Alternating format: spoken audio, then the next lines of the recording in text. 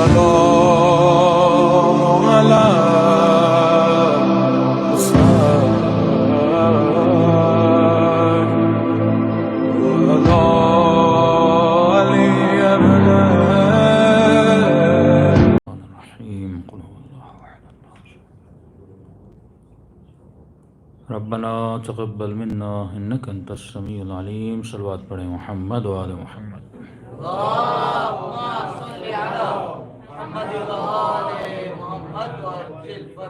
بسم الله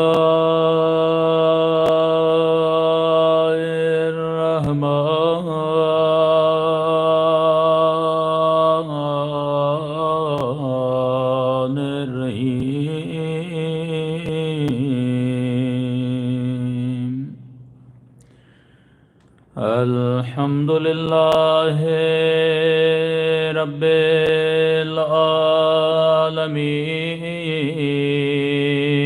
العالمين الحمد لله كما هو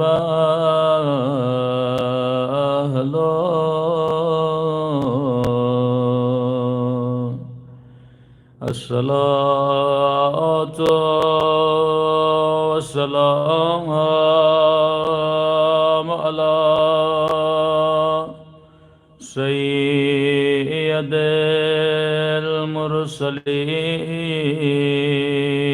المرسلين وخاتم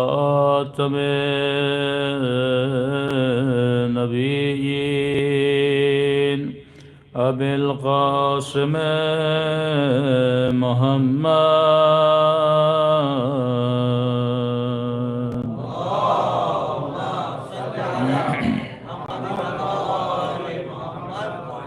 وعلى آله الطيبين الطاهرين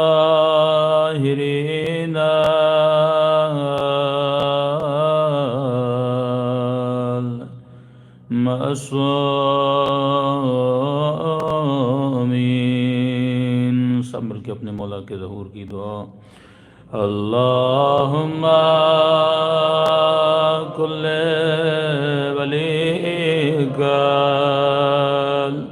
حجت ابن الحسن صلواتک علیہ وعلى آبائه في هذه الساعة وفي كل ساعة وليا وحافظا وقائدا وناصرا ودليلا وعنا حتى تسكنه أرضك طوعا وتمتعه فيها طويلا برحمتك يا ارحم الراحمین صلوات پڑھے محمد وآل محمد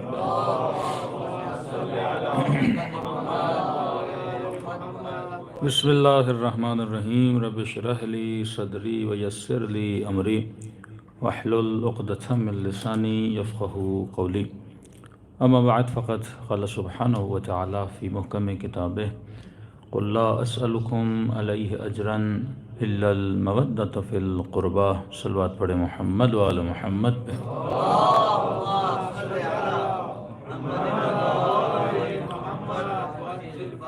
مسلسل آپ کی خدمت میں عرض کر رہے ہیں کہ اللہ نے انسان پر ایک محبت کو واجب قرار دیا اور وہ محبت محمد اور آل محمد ہے، اور اس کا ریزن ہے کیونکہ اگر محبتیں ہمارے کنٹرول میں نہ ہوں تو ہماری زندگی ہمارے کنٹرول میں نہیں ہوتی۔ انہی محبتوں کی وجہ سے کوئی لوگ عرش پہ پہنچتے ہیں، اور انہی محبتوں کی وجہ سے کچھ لوگ فرش تک آتے ہیں۔ یہی محبت ہے جو انسان کو جنت تک لے کر جاتی ہے، اور یہی محبت ہے جو انسان کو جہنم تک لے کر جاتی ہے۔ مطلب ہمارے وجود میں اگر کوئی چیز کسی چیز کے لیے کشش پیدا کرتی ہے، اٹریکشن پیدا کرتی ہے، وہ محبت ہے۔ بچے کے وجود میں کچھ چیزوں کی اٹریکشن ہے، جوان کے وجود میں کچھ اور چیزوں کے لیے اٹریکشن ہے۔ بندہ 50 سال کا ہوگا، کسی اور چیز کی ویلیو ہوگی، 80 سال والا ہوگا، کسی اور چیز کی ویلیو ہوگی۔ کہ میں نے شاید مزاحاً اس دن مجلس میں کہا تھا کہ بچے سے پوچھا جائے کہ بھائی شادی کرنی ہے یا آئس کریم لینی ہے، تو بچہ بولے گا مجھے کیا لینی ہے۔ بچے سے پوچھا جائے کہ آپ نے بڑی گاڑی لینی ہے یا کوئی پلے اسٹیشن کی گیم لینی ہے، تو بچہ کیا بولے گا، میں نے گیم کھیلنا ہے۔ اور یہی کویشچن اگر آپ 20 سال والے بندے سے کرو کہ تجھے کیا چاہیے، وہ بولے گا آئس کریم لے کر میں کیا کروں گا، آپ شادی کرا دو میرے لیے، یہی بہتر ہے۔ اور یہی کویشچن اگر 50 سال والے بندے سے کرو گے تو ٹائم با ٹائم ہماری سلیکشن کیوں بدلتی ہے؟ کیونکہ ہماری محبتیں بدلتی جاتی ہیں۔ یہ محبت ہے جو ہمیں بتاتی ہے کہ میں نے کس چیز کو چننا ہے، کس چیز کو نہیں چننا۔ تبھی جب آپ 30 کے ہوتے ہو، 40 کے ہوتے ہو، 50 کے ہوتے ہو، اب آپ سے پوچھا جاتا ہے کہ یہ بتائیے آپ نے جو 15 سال میں کیا یا 20 سال میں جو آپ کی سلیکشن تھی یا چوائس تھی وہ صحیح ہے یا غلط ہے، تو آپ بولتے ہو کہ اگر آج مجھ سے پوچھا جائے وہ کام میں آج نہ کرتا، کیونکہ آپ کا تجربہ بڑا ہے، آپ کا علم بڑا ہے۔ وہ جس طرح سے آپ کی انفارمیشن بڑھتی جاتی ہے، اسی طرح وہ محبتیں جو میرے لیے بہت عزیز ہوتی ہیں وہ زندگی کے ایک وقت میں ناکارہ بن جاتی ہیں۔ مطلب یہ محبت بتاتی ہے کہ میں جس چیز کو پسند کر رہا تھا، شاید وہ پسند شہوت کی بنیاد پہ تھی، شاید لہو و لعب کی بنیاد پہ تھی، شاید نشے کی وجہ سے تھی، شاید عادت کی وجہ سے تھی، لہٰذا اس نے میرے دل میں اس پسند کو ایجاد کیا، پسند کو بنایا، میں چیزوں کو سلیکٹ کرتا گیا۔ تو اہل بیت کا کام کیا ہے؟ یہ جو چھوٹی چھوٹی عقلیں ہیں، انہیں انسان کامل کا مطلب یہ ہے کہ عقل کو کامل کیا جائے، اور جب انسان کی عقل کامل ہو جاتی ہے وہ حسین کا انتخاب کرتا ہے، یزید کا انتخاب نہیں کرتا۔ جب انسان کی عقل کامل ہو جاتی ہے وہ علی کا انتخاب کرتا ہے، علی کے مخالف کا انتخاب نہیں کرتا۔ صلوات پڑھے محمد و آل محمد پر۔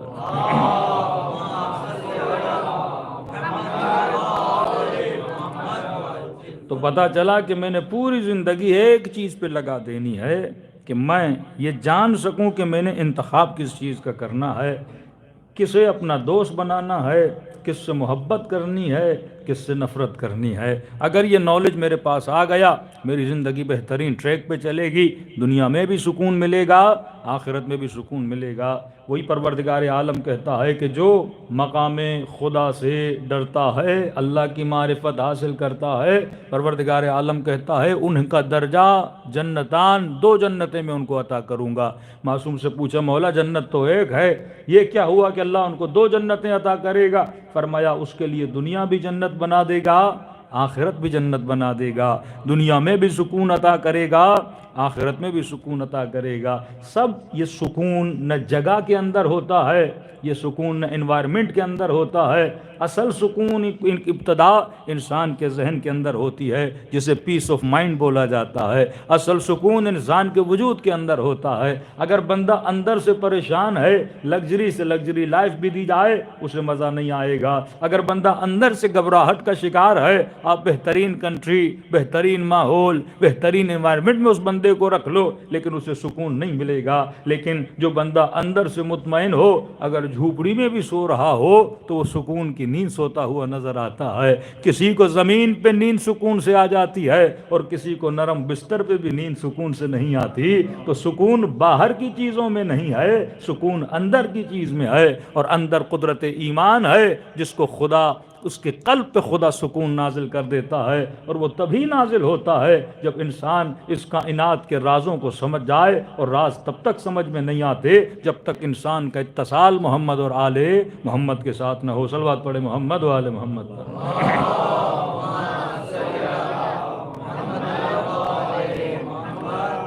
آپ نے بھی محسوس کیا ہوگا جب آپ بچے تھے تو شاید آپ اپنے والد سے ایک سائیکل لینے کے لیے ضد کر رہے ہوں کہ ایک نے کہا کہ مولانا میں 3 دن نہیں سویا تھا اور اتنا رو رہا تھا کہ یہ سائیکل مجھے چاہیے، کہ آج جب جوان ہو گیا ہوں تو اپنے آپ پہ ہنسی آتی ہے، کرے چھوٹی سی سائیکل کے لیے میں کتنا رویا تھا۔ کبھی بندہ بچہ ہوتا ہے کھلونے کے لیے کتنا روتا ہے۔ اسی طرح جوانی میں بھی ہم بچے ہوتے ہیں، پسند بس بدلتی رہتی ہے، کبھی وہ پلاسٹک کا کھلونا ہوتا ہے، کبھی وہ انسان بن جاتا ہے، کبھی وہ لوہے کی گاڑی بن جاتی ہے، کبھی وہ پتھروں کا گھر بن جاتا ہے، کبھی وہ کاغذوں کے نوٹ بن جاتے ہیں۔ پسند بدل رہی ہے لیکن ضد وہی ہے، پسند بدل رہی ہے لیکن خواہش وہی ہے، پسند بدل رہی ہے لیکن چیزوں کو حاصل کرنے کی تمنا وہی ہے۔ فرمایا ہاں ضرورتوں کو اور ضرورتوں کو پورا کرنے کے لیے محنت کرو، خدا اس چیز کے لیے منع نہیں کرتا، لیکن اپنی ضرورتوں اور تمناؤں کی چادر کو اتنا پھیلاؤ جتنی تیری نیڈ ہے۔ اگر اس سے زیادہ پھیلاؤ گے تو پریشانیوں میں مبتلا ہو جاؤ گے، اگر اس سے زیادہ سوچو گے تمہارے وجود کا سکون ختم ہو جائے گا۔ کیوں فرمایا مسلمان کو چاہیے کہ کیا کرے؟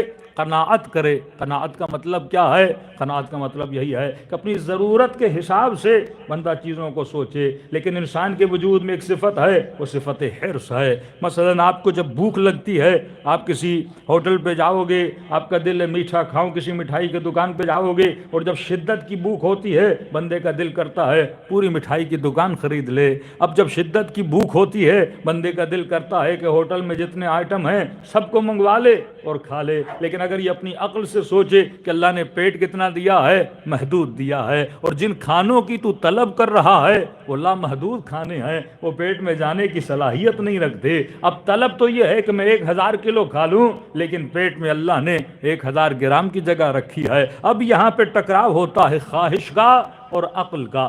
ڈیمانڈ اتنی کرو جتنی تمہاری نیڈ ہے، نیڈ سے زیادہ ڈیمانڈ کرو گے تمہارا سکون کیا ہو جائے گا؟ تباہ و برباد ہو جائے گا۔ شاید میں نے کئی سال پہلے مثال دی تھی، امیر المومنین کی ایک مثال ہے۔ امام فرماتے ہیں سفرے پہ اتنے طعام رکھو، فرمایا جن سفروں پہ زیادہ طعام ہوتے ہیں ان سفروں سے اٹھنے والوں کے وجود میں سکون نہیں ہوتا۔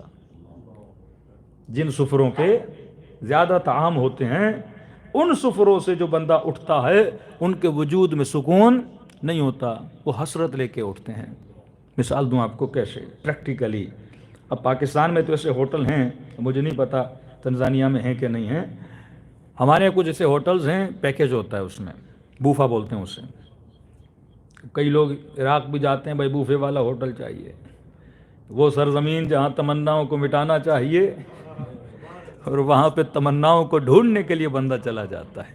پورا سسٹم ہی ہمارا الٹا چل رہا ہے۔ اب بوفے کا مطلب کہتے ہیں بھائی، آپ پاکستانی حساب سے بتا رہا ہوں کہ مثلاً 10,000 پاکستانی 8,000 پاکستانی آپ دو گے اور 40 آئٹم ہوٹل کے اندر ہیں، مچھلی بھی ہے، باربیکیو بھی ہے، میٹھا بھی ہے، زردہ بھی ہے، پان بھی ہے، سب کچھ ہے۔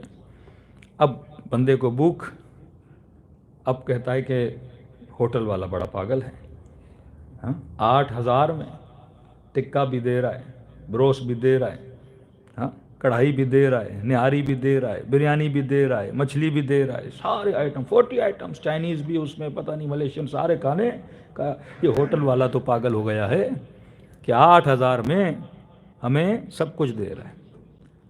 اب یہ ہوٹل والے کو پاگل سمجھ رہا ہے، ہوٹل والا اسے پاگل بنا رہا ہے۔ ہوٹل والے کو پتا ہے کہ انسان کے پیٹ کی لمٹ کیا ہے۔ دیکھیں مثال کے طور پہ میں نے یہاں پہ ایک بڑا ڈرم رکھا ہے اور اس کے اندر 50 لیٹر مثلاً پیٹرول ہے۔ اب میں نے کہا بھائی جو بھی آئے 50 لیٹر پیٹرول ہے اور جسے جتنا چاہے بھر کے لے جائے، لیکن شرط یہ ہے اپنے ساتھ 1 لیٹر کا گیلن لاؤ۔ اب سیدھی سیدھی بات ہے، 1 لیٹر کے گیلن میں کتنا پیٹرول جائے گا؟ 1 ہی لیٹر جائے گا۔ رکھا میں نے 50 ہوا ہے، دکھاتا 50 ہوں، لیکن کیونکہ جو گیلن لے کر آیا ہوں میں اس میں کتنا ہے؟ 1 لیٹر سے زیادہ نہیں جا سکتا۔ بعض اوقات آپ نے ٹی وی پہ دیکھا ہوگا کہ وہ سونے کی ایک اینٹ رکھتے ہیں، کہتے جو بندہ نکال لے وہ اس کی ہو گئی۔ اب انہوں نے انسان کے بازو کی طاقت دیکھی ہے کہ بازو کتنا ویٹ اٹھا سکتا ہے۔ کوئی میریکل ہو جائے، کسی کو زیادہ کوئی طاقت بھی غلط چیز ہے. اب ظاہر ہے 10 لوگ ہیں، ایک ریشو نکالا جاتا ہے کہ ایک بندہ کتنا کھائے گا، مثلا 800 گرام کھائے گا، 900 گرام کھائے گا. اب 10 بندوں میں 2 پیٹو بھی ہوتے ہیں، تو وہ مثلا کوئی 1200 گرام کھا لے، 1500، لیکن وہ ریشو سب کا نہیں ہوتا. اب انہوں نے 40 آئٹم رکھے، مثلا ہر بندہ ریشو کے اعتبار سے کتنا کھائے گا، 800 گرام، 900 گرام، 1000 گرام. اب مثلا 50 بندوں میں 2 ایسے آ جائیں گے کوئی شامی قسم کے لوگ، اور وہ مثلا زیادہ کھا لیں تو اس سے ان کو لاس نہیں ہوتا. اب یہ بندہ فیملی کو لے کر جا رہا ہے، فی بندہ مثلا 10,000 اس نے پے کیا، نارمل فیملی کے 5 بندے اس نے 50,000 پے کر دیے. اب اس میں بیوی گئی، اس کے 2 بچے گئے، خود گیا، اب ہوٹل کے اندر گیا. اب دیکھتے ہی نگاہ حسرت پھیلنے لگی. اب اس نے 40 آئٹم دیکھے، دل نے کیا کیا کہ سارے کے سارے کھا لے، لیکن پیٹ میں گنجائش نہیں ہے. ڈیمانڈ ان لمیٹڈ کی ہے، لیکن جو چیزیں جانی ہیں وہ لمیٹڈ ہیں. اب کیا کرے گا، سکون سے کھا ہی نہیں پائے گا. اب یہ بھی ہوگا کہیں پیٹ نہ بھر جائے، تھوڑا یہاں سے کھائے گا، تھوڑا یہاں سے کھائے گا، یعنی جی بھر کے سکون سے بھر کے کسی چیز کو کھا نہیں سکے گا. اور اوپر سے بچے کو بھی ڈانٹے گا، میں نے اتنا خرچہ کیا ہے تو کھا. بیوی کو بھی ڈانٹے گا، میں نے 10,000 پے کیے ہیں تو کھا. اب وہ بولیں گے ہمارا پیٹ بھر گیا، یہ بولے گا میں نے 10,000 بھرے ہیں، تم لوگ کھاتے کیوں نہیں ہو. اب وہ بھی نہیں کھا پائیں گے. جیسے اس ہوٹل سے باہر جائے گا، اس کا موڈ بھی آف، بچوں کو بھی مارتا ہوا جائے گا کہ پیسے تم نے ضائع کر لیے، تم نے کچھ کھایا ہی نہیں، کسٹرڈ بھی تم نے نہیں کھایا، فلاں بھی تم نے نہیں کھایا. اب ہوٹل والا اس پہ ہنس رہا ہے کہ بندے خدا تیرے پیٹ میں جگہ کم تھی، میں نے چیزیں زیادہ دکھائی تھیں. تو امیر المؤمنین فرماتے جن سفروں پہ غذائیں زیادہ ہوتی ہیں، بندہ بیٹھتا ہے لیکن جب اٹھتا ہے تو نگاہ حسرت لے کے اٹھتا ہے. لیکن فرمایا جن سفروں پہ کم یا ایک طعام ہوتا ہے، چاہے دال ہی پڑی ہو، کھانے والا سکون سے کھاتا ہے اور سکون سے اٹھ کے چلا جاتا ہے.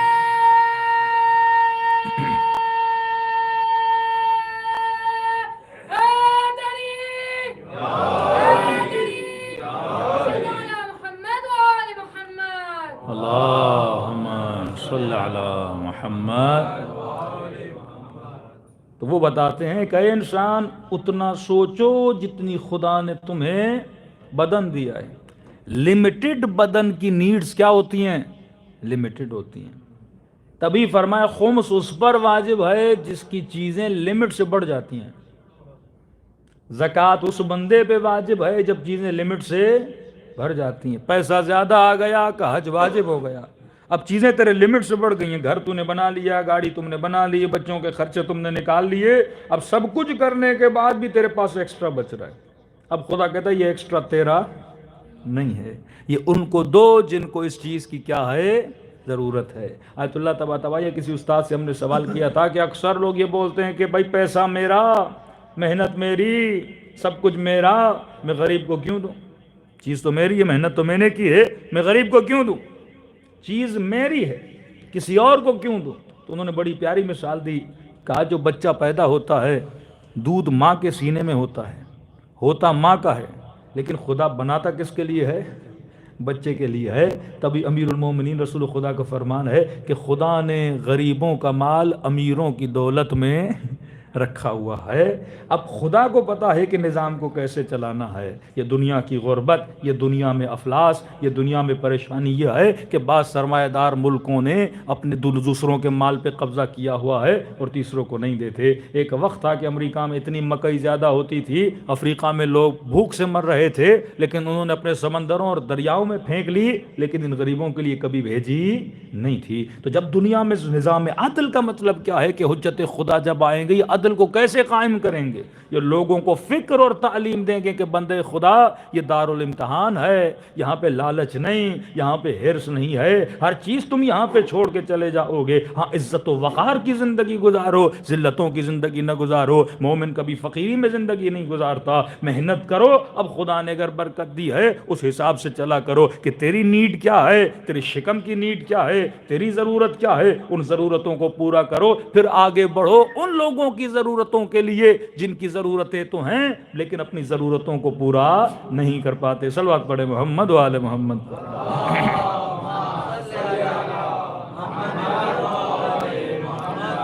وَأَجِّلْ فَرَجَهُمْ، تو اصل یہ محبت ہے جو ہمیں چیزوں کی طرف کھینچتی جاتی ہے۔ کسی کو عشق حسین ہے تو وہ 24 گھنٹہ امام حسین کا سوچتا رہتا ہے، کسی کو عشق مال ہے، کسی کو عشق شہوت ہے، کسی کو گانے سننے کا عشق ہے، کسی کو نامحرم کو دیکھنے کا عشق ہے، کسی کو نامحرم سے بات کرنے کا عشق ہے۔ یہ سارے عشق ہیں انسان کے اوپر، مختلف چیزوں کی محبتیں جب دلوں میں آ جاتی ہیں، اب 24 گھنٹہ انسان اسی چیز کے پیچھے لگ جاتا ہے۔ کہتے ہیں نا شوق اگر کسی چیز کا پیدا ہوتا ہے، انسان دل لگا کے وہ کام کرتا ہے۔ یہ شوق کیا ہے؟ یہ وہی محبت ہے۔ اب ہم نے دیکھنا ہے کہ جس چیز کا شوق میرے اندر ہے، کیا وہ شوق عاقلانہ شوق ہے یا جاہلانہ شوق ہے؟ ابھی تک جسم کے اعتبار سے تو ہم لوگ بالغ ہو چکے ہیں، جسمانی اعتبار سے ہم بالغ ہیں۔ مولانا میرا بچہ بالغ ہے، ہاں بھائی بلوغ کی نشانیاں کیا ہیں؟ وہ جو مردوں کی نشانیاں، عورتوں کی نشانیاں، مولانا وہ جسم پہ ظاہر ہو چکی، بندہ کیا ہوا؟ بالغ ہوا۔ اب جسمانی اعتبار سے گدھا بھی بالغ ہوتا ہے، جسمانی اعتبار سے کتا بھی بالغ ہوتا ہے، جسمانی اعتبار سے ایک بکری بھی بالغ ہوتی ہے۔ انسان کب بالغ ہوتا ہے؟ انسان جسم کے اعتبار سے تو بالغ ہو جائے تب وہ انسان نہیں کہلاتا، جب انسان کا عقل بالغ ہو جائے، بلوغ عقلی جسے بولتے ہیں، کہ تمہاری عقل اتنی بالغ ہو جائے، اب تمہاری ہر سلیکشن کس بنیاد پر ہو؟ عقل کی بنیاد پر ہو، لوجک کی بنیاد پر ہو، تمہاری پسند اور ناپسند عقل کی بنیاد پر ہو۔ انسان کو پتا ہے یہ رشتہ ہے، اگر کروں گا تو مجھے نقصان ہوگا، اس ریلیشن سے میری آخرت تباہ ہوگی، اس ریلیشن سے میری نسل تباہ ہوگی، اس ریلیشن سے میرے بچے تباہ ہوں گے۔ پتا تو ہے لیکن دل کر رہا ہے کہ ریلیشن قائم کرے، لیکن اپنی عقل سے رجوع کرے، وہ ریلیشن تیرے فائدے میں نہیں ہے۔ اب اگر انتخاب انسان کا اور سلیکشن انسان کی عقل کی بنیاد پہ ہو جائے، محبتیں عقل کی بنیاد پہ ہو جائیں، یہ ساری دین کے جو احکام ہیں عقل کی بنیاد پر ہے۔ خدا نے کوئی بھی ایسا حکم نہیں دیا کہ آپ بول سکو کہ پروردگارا یہ illogical ہے، یہ کھانا، یہ پینا، یہ روکنا، یہ ڈھانپنا، یہ حجاب، یہ عفت، یہ غیرت، ان سب کا فائدہ خدا کو نہیں ہے، فائدہ معاشرے کو ہے، فائدہ سوسائٹی کو ہے۔ یہ سوسائٹیاں کیوں تباہ ہوتی ہیں، فیملیز کیوں تباہ ہوتی ہیں؟ کیونکہ ہم اللہ کے بتائے ہوئے اصولوں پہ عمل نہیں کرتے۔ اگر ماں باپ، اگر بچے، اگر میاں بیوی، اگر بھائی بھائی سے، اگر رشتہ دار آپس میں اللہ کے بتائے ہوئے اصولوں پہ عمل کریں تو دنیا بھی سکون کے ساتھ گزرے گی، آخرت بھی سکون کے ساتھ گزرے گی۔ صلوات پڑھے محمد و آل محمد۔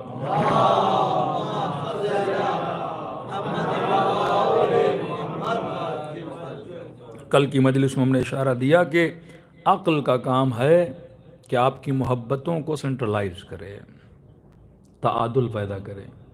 محبت اگر اولاد سے بھی حد سے زیادہ بڑھ جائے تو فتنہ ہے، حد سے زیادہ مال سے بڑھ جائے تب بھی فتنہ ہے۔ اس چیز کا بالکل نہ ہونا بھی غلط ہے، کیونکہ اگر آپ کے اندر پیسے کمانے کی محبت نہیں ہوگی، آپ پیسہ نہیں کماؤ گے، نہیں کماؤ گے تو فقیری دور کیسے کرو گے؟ اگر آپ کے اندر اولاد کی محبت ہوگی نہیں تو آپ اولاد کے لیے محنت کیسے کرو گے؟ تو یہ محبتیں نیچرلی خدا آپ کو دیتا ہے۔ اللہ یہ نہیں کہتا کہ یہ سارے جذبات برے ہیں، کہتا نہیں، میں نے تجھے دی ہیں تو اچھے ہیں، میں نے دی ہیں تو فطرت الہی ہے، الہی فطرت ہے، لیکن یہ تب تک اچھے ہیں جب ان کو مڈ لیول میں لے کے چلو۔ جیسے آپ عدالت بولتے ہو، عدالت کی ڈیفینیشن ہے وضع الشیء علی مکانہ۔ عدالت کا مطلب مساوات نہیں ہے، مساوات مطلب چیزوں کو ایکولی دینا۔ مطلب اگر خدا نے اس کو امیر بنایا، آپ بولو گے اس کو غریب کیوں بنایا؟ اس کی چمڑی سفید ہے، اس کی کالی کیوں ہے؟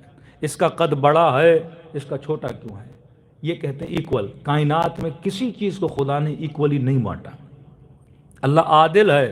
عدالت کا مطلب مساوات نہیں ہے، برابری نہیں ہے۔ امیر المومنین حجر اللہ فرماتے ہیں عدالت کا مطلب یہ وضع الشیء علی مکانہ، چیز کو وہاں رکھنا جہاں وہ رکھنے کے لائق ہے۔ اس کی مثال آپ کے جسم کے اندر موجود ہے، آپ کی باڈی کے اندر۔ آپ کسی بھی دنیا کے بڑے سے بڑے آرٹسٹ، بڑے سے بڑے ڈیزائنر کو لائیے، یہ جو کارٹونز بناتے ہیں، مختلف کامیں کرتے ہیں، بڑی آرٹ جانتے ہیں، سب سے پوچھا اگر جسم انسانی کو خدا ایسے نہ بناتا، مثلا کسی اور طرح سے بناتا، تو کیسے بننا چاہیے تھا؟ یعنی اس سے بھی بیٹر امپرومنٹ جسم میں ہوتی۔ تو کسی نے کہا 3 آنکھیں ہوتی، کسی نے کہا 4 کان ہوتے۔ آپ دیکھتے ہو نا کارٹونز میں، کبھی 6 ہاتھ بنا دیتے ہیں، کبھی سر انسان والا، بدن گھوڑے والا۔ امیجنیشن اور ادراک کے ذریعے یہ ساری کریشنز کرتے ہیں، لیکن کہتے ہیں نہیں، جیسا خدا نے بنایا ہے پرفیکٹ بنایا ہے۔ آنکھوں کو جہاں رکھا یہیں رکھنا چاہیے تھا، کانوں کو جہاں رکھا یہیں رکھنا چاہیے تھا، دانتوں کو جہاں رکھا وہیں رکھنا، ہونٹوں کو جہاں رکھا وہی رکھنا چاہیے تھا۔ پھر واقعاً اسٹڈی کی انہوں نے کہ اللہ نے یہاں بال دیے، مثلا یہاں کیوں نہیں دیے گال پہ، اب پیشانی پہ بال کیوں نہیں ہے، ساری پیشانی خالی ہے اور اللہ نے آنکھوں کے اوپر کیا دیے ہیں، بال دیے ہیں۔ پھر پتہ چلا کہ جب پسینہ بہتا ہے تو یہ بال اس کو روکنے کے لیے ہیں، آنکھوں کی حفاظت کے لیے ہیں۔ پھر شاید پسینہ نیچے آ جائے تو آنکھوں کے اوپر اللہ نے کیا دی ہے، پھر پلکیں دی ہیں تاکہ وہ پانی آنکھوں کے اندر نہ جائے۔ آنکھوں کو اللہ نے سیدھا کیوں نہیں رکھا، تھوڑا اندر کیوں رکھا، تاکہ آپ اپنا ہاتھ 10 بار بھی مارو گے یہ منہ پہ لگے گا لیکن آنکھ کے اندر نہیں لگے گا۔ اس کے بچاؤ کے لیے اللہ نے اس کی ڈیزائن دیکھیں اندر کی ہے تاکہ چونٹ آنکھ کو نہ لگ سکے۔ اللہ نے کانوں کو فلیٹ کیوں نہیں بنایا، یہ کانوں کے اندر جو کروٹیں بنائی ہیں یہ کیوں بنائی ہیں؟ تو آپ نے دیکھا ہوگا کہ مثلا گدھے کے کان سیدھے ہوتے ہیں، انسان کے کانوں کے اندر کروٹ ہے، جس طرح آپ سنتے اس طرح گدھا نہیں سنتا۔ کہتے ہیں یہ کروٹیں اس لیے ہیں کہ جب وائس آتی ہے اور کانوں سے ٹکراتی ہے یہ کروٹیں بتاتی ہیں کہ وائس کہاں سے آ رہی ہے، یہ سگنل دیتی ہے انسان کو۔ مثلا یہاں سے مجھے مولانا بلائیں گے، اگر یہ کروٹیں نہ ہوتی تو میں یہ ڈیفائن نہ کر پاتا کہ یہ وائس رائٹ سائڈ سے آ رہی ہے یا لیفٹ سائڈ سے آ رہی ہے۔ یہ کروٹیں بتاتی ہیں کہ وائس کہاں سے، یعنی پورے آپ کے وجود کا جو نظام ہے وہ دقیق اللہ نے بنایا ہے، ہر چیز کو وہاں رکھا ہے جہاں رکھنے کے لائق تھی۔ اب کوئی کہے کہ اللہ نے مجھے ایکسٹرا کڈنی دی ہے، ایک کڈنی میں بیچ دیتا ہوں، نہیں، کڈنیز اگر دی ہیں تو باڈی کو ضرورت تھی، تبھی خدا نے انسان کو کیا دی ہیں، 2 کڈنیز دی ہیں۔ دانت اللہ نے 32 کیوں دیے، دانت اللہ نے ایسے کیوں دیے، کچھ دانت آپ کے فلیٹ ہیں، کچھ دانت آپ کے نوکیلے ہیں۔ تو آپ نے دیکھا ہوگا جتنے حیوانات ویجیٹیرین ہوتے ہیں ان کے سارے دانت فلیٹ ہوتے ہیں، کسی کا بھی دانت نوکیلا نہیں ہوتا، لیکن شیر کے آپ دانت دیکھو گے اس کے دانت کیا ہیں، نوکیلے ہیں۔ مطلب جن کے فلیٹ دانت ہیں ان کو ویجیٹیرین چیزیں کھانی ہیں، ان کے لیے نوک کی ضرورت نہیں ہے، اور جن کے نوکیلے دانت ہیں انہوں نے گوشت کو کھانا ہے، ان کو ضرورت ہے۔ انسان کو فلیٹ بھی دیے، انسان کو نوکیلے بھی دیے، مطلب انسان ویجیٹیرین چیزیں بھی کھا سکتا ہے، انسان گوشت بھی کھا سکتا ہے۔ یہ ان کے لیے جواب ہے جو کہتے ہیں ہم میٹ نہیں کھائیں گے پوری زندگی، ہم کیا رہیں گے، ویجیٹیرین رہیں گے۔ بندے خدا اگر تو صرف ویجیٹیرین رہنے کے لیے بنا ہوا تھا تو پھر خدا نے نوکیلا دانت تجھے کیوں دیا؟ اگر چیز پروردگار عالم نے دی ہے وہ چیز انسان کے استعمال کرنے کے لیے ہے، تو وضع الشیء علی مکانہ، ہر چیز اللہ نے وہاں رکھی ہے جہاں اس چیز کو رکھنا چاہیے تھا۔ یہ ناخن دیکھیں، یہ فنگر پرنٹ دیکھیں، ہر انسان کی فنگر الگ ہوتی ہے، ہر انسان کی آنکھ کی جو سسٹم ہے وہ الگ ہوتا ہے، ہر انسان کا یہ پلکوں کے بیچ کا جو فاصلہ ہوتا ہے وہ الگ ہوتا ہے۔ ہر چیز خدا نے ہر انسان کو یونیکنس دی ہے، کیوں؟ کیونکہ وہ وحدہ لا شریک ہے، نہ اس جیسا کوئی ہے نہ اس کی خلقت جیسا کوئی ہے۔ صلوات پڑھے محمد و آل محمد۔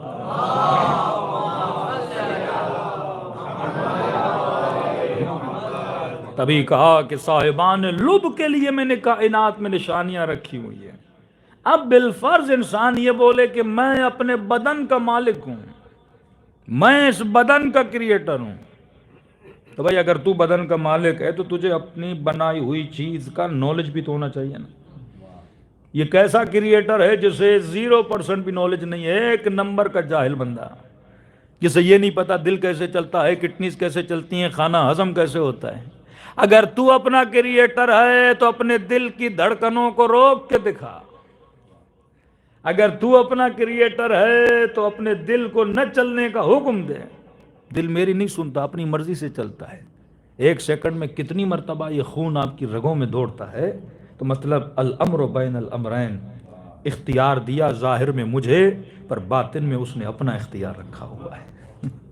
دل چل تو رہا ہے لیکن اس کے اختیار سے، یہ کھانا ہضم تو ہو رہا ہے لیکن اس کے اختیار سے۔ یہی چھٹے امام فرماتے ہیں کہ نہ ہم کامل مختار ہیں نہ ہم مکمل مجبور ہیں، نہ ہمیں کمپلیٹ خدا نے اختیار دیا ہے نہ ہمیں کمپلیٹ خدا نے مجبور رکھا ہے۔ جیسے چاند مجبور ہے، ستارے مجبور ہیں، سورج مجبور ہے، جب خدا کہے گا وہ نکلتا ہے۔ مجال ہے جو سورج کی کہے کہ میں 5 منٹ لیٹ آؤں گا، مجال ہے چاند کی جو بولے کہ میں مثلا 14ویں کو نظر نہیں آؤں گا، مجال ہے بادلوں کی، پورا سسٹم اللہ نے بنایا ہے، لیکن تجھے اختیار دیا ہے۔ اذان کی آواز آتی ہے، تجھ پہ چھوڑ دیا، تو مسجد آئے یا نہ آئے، یہ اختیار تجھے دیا ہے۔ کھانا کھانے کے بعد تو اس کا شکر ادا کرے نہ کرے، یہ اختیار تجھے دیا ہے۔ مجلس حسین میں تو آئے نہ آئے، یہ تجھے اختیار دیا ہے۔ اس نے نہ عبادت پہ مجبور کیا ہے، نہ اس نے ذکر پہ مجبور کیا ہے کہ اپنے اختیار سے عبادت کر،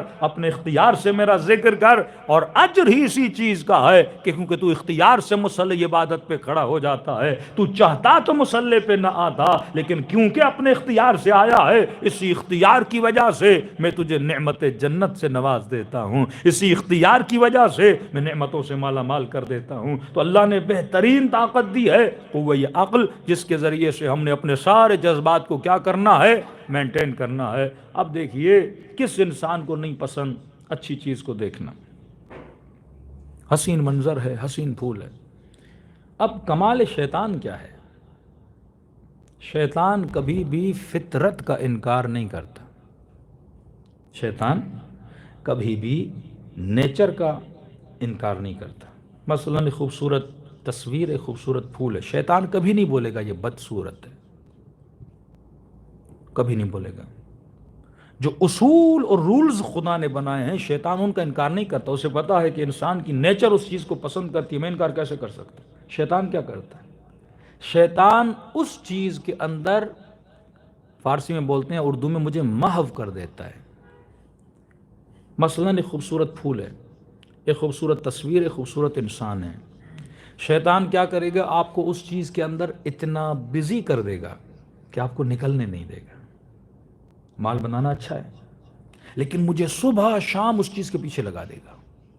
50 سال گزر جائیں گے، پھر مجھے احساس ہوگا ارے میرے بچے بھی تو تھے، بیوی بھی تو تھی، میں تو کسی اور مقصد کے لیے آیا تھا، اولاد کی تربیت کی کہ نہیں کی۔ 24 آورز مجھے اس چیز میں کیا کر دیتا ہے؟ بزی کر دیتا ہے۔ اب مثال دوں، آپ بتائیے لاجیکل ہے کہ نہیں؟ کوئی یہاں پہ پھول لائے اور آپ کو بولے کہ دیکھیے پھول کتنا خوبصورت ہے، آپ بولو گے ماشاءاللہ بہترین پھول ہے، لیکن اگر آپ 24 گھنٹہ اس پھول کو دیکھتے رہو، اس سے بڑی کوئی بے وقوفی ہے؟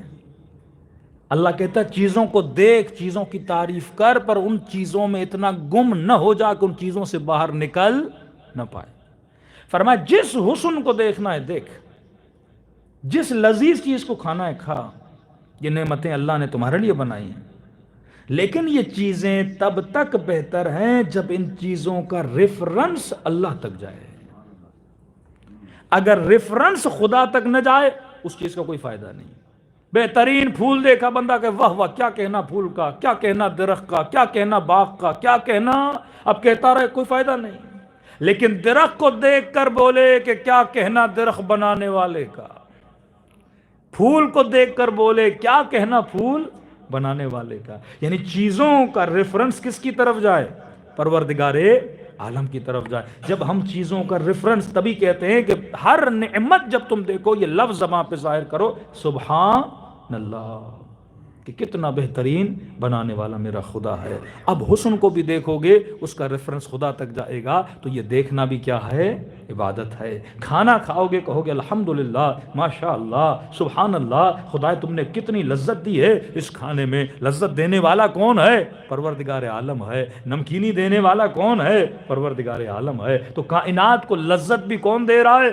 خدا دے رہا ہے۔ میرے زبان کو ذائقہ کون دے رہا ہے؟ خدا دے رہا ہے۔ اب چیزوں کا ریفرنس جب خدا تک لے کر جاؤں گا، ان چیزوں کا کھانا بھی عبادت ہے، کائنات کو دیکھنا بھی عبادت ہے، کیونکہ مقصد خلقت یہ تھا کہ بندوں کو اللہ تک پہنچایا جائے۔ معصومین کا کام یہ ہے کہ بندے کا ہاتھ پکڑیں اور اللہ کے ہاتھ میں تھما دیں، ید اللہ میں ہاتھ کو تھما دیا جائے۔ جب بندے کا تعلق خدا سے ہو جاتا ہے، مقصد اہل بیت پورا ہو جاتا ہے۔ اور اس تعلق کو سمجھنے کے لیے انسان کو اپنی عقل کو بلند کرنا پڑتا ہے۔ اور معصوم سے پوچھا کہ عقل کیسے بلند ہوتی ہے؟ فرمایا ہر چیز کی غذا ہے، جسم کی غذا ہے، ضرورت ہے، جسم کو پانی کی ضرورت ہے، گوشت کی ضرورت ہے، وٹامنس کی ضرورت ہے، منرلز کی ضرورت ہے۔ فرمایا اسی طرح عقل کو بھی غذا کی ضرورت ہے، اور عقل کی غذا ہے علم. اور جب تک علم حاصل نہیں کرو گے تمہاری عقل مضبوط نہیں ہوگی. آج ڈیلی بیسس پر ہم کتنی نالج اپنی عقل کو دیتے ہیں, 24 گھنٹہ بیٹھنے میں باتوں میں گزار دیتے ہیں, لیکن 1 گھنٹہ اگر بندہ علم حاصل کرے اس سے تمہاری روح موٹی ہو جاتی ہے. جس طرح بہترین غذا دینے سے جسم مضبوط ہوتا ہے اور امیون سسٹم بہتر ہوتا ہے, اسی طرح بہترین علم دینے سے عقل مضبوط ہوتی ہے. اب یہ نہیں کہ عقل کو برا علم دیا جائے تو عقل پھر بھی تنومند ہوگی. امیر المومنین کا جملہ فرما علم اگر شریف کو ملے تو شرافت بڑھتی ہے اور کمینے کو ملے تو کمینگی بڑھ جاتی ہے. تو انسان کو یہ بھی دیکھنا ہے کہ جو علم حاصل کر رہا ہے وہ جس ظرف میں علم کو لے رہا ہے, جس برتن میں علم کو رہا ہے, وہ برتن بھی پاک ہے کہ نہیں ہے. تبھی کہا کہ قد افلح من زکاہا وقد خاب من دساہا. کامیاب ہے وہ انسان جس نے اپنا تزکیہ کیا, جس نے پہلے خود کو پاک کیا, غلط محبتوں سے پاک کیا, وجود کو نجاستوں سے بچایا, اعضاء کو گناہوں سے بچایا, اور علم اہل بیت علیہ الصلوۃ والسلام حاصل کرتا گیا. اور یہ پاک علم کہاں سے ملے گا؟ رسول بتا کر گئے کہ انا مدینۃ العلم وعلی بابھا. میں شہر علم ہوں اور اگر دروازہ ہے تو وہ در علی ابن ابی طالب ہے. اور یہ علم اگر ہمیں کہیں سے اس علم کی تھوڑی خوشبو بھی ملتی ہے تو وہ مجلس و فرش عزاء حسین ابن علی ہے. صلوات پڑھے محمد و آل محمد.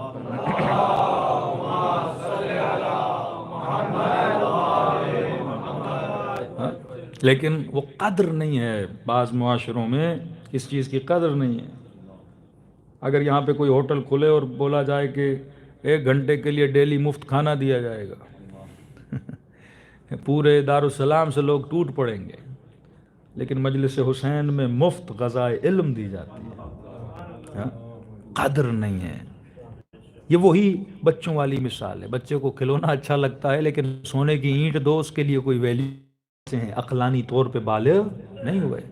آیت اللہ مظاہری جب امام خمینی آرڈر دیا کہ آپ اصفہان چلے جائیں تو ہم ان کے درس سن رہے تھے, تو اصفہان کے لوگوں کو کہہ رہے تھے میں قم کی سرزمین میں, جناب معصومہ قم کے حرم کے رائٹ سائڈ پہ ایک بازار آتی ہے گزر خان, مشہور ہے. تو یہ لیکچر دیتے تھے گزر خان کے اندر بیچ بازار میں. ایک مسجد نجفیہ ہے وہاں پہ ان کا ممبر لگتا تھا اور لیکچر دیتے تھے. ایوری فرائیڈے, ہر جمعے کو چھٹی کا دن ہوتا تھا, لیکچر دیتے تھے. تو بازار کھچا کھچ بھر جاتا تھا. بعض اوقات لوگ کہتے ہیں کہ حرم کے دروازوں تک لوگ بیٹھتے تھے, صرف علماء نہیں, اس میں کسبہ, کام کرنے والے, بزنس مین, دکاندار سب آتے تھے آغا مظاہری کا درس سننے. ان کو ویلیو کی پتہ تھی کہ آغا مظاہری کون ہے. اور یہی آغا مظاہری کہتے ہیں میں اصفہان چلا گیا. اصفہان کے لوگوں کہتے ہیں میں یہاں تمہیں بلاتا ہوں, تم لوگ مجھ سے علم لینے کے لیے بھی نہیں آتے.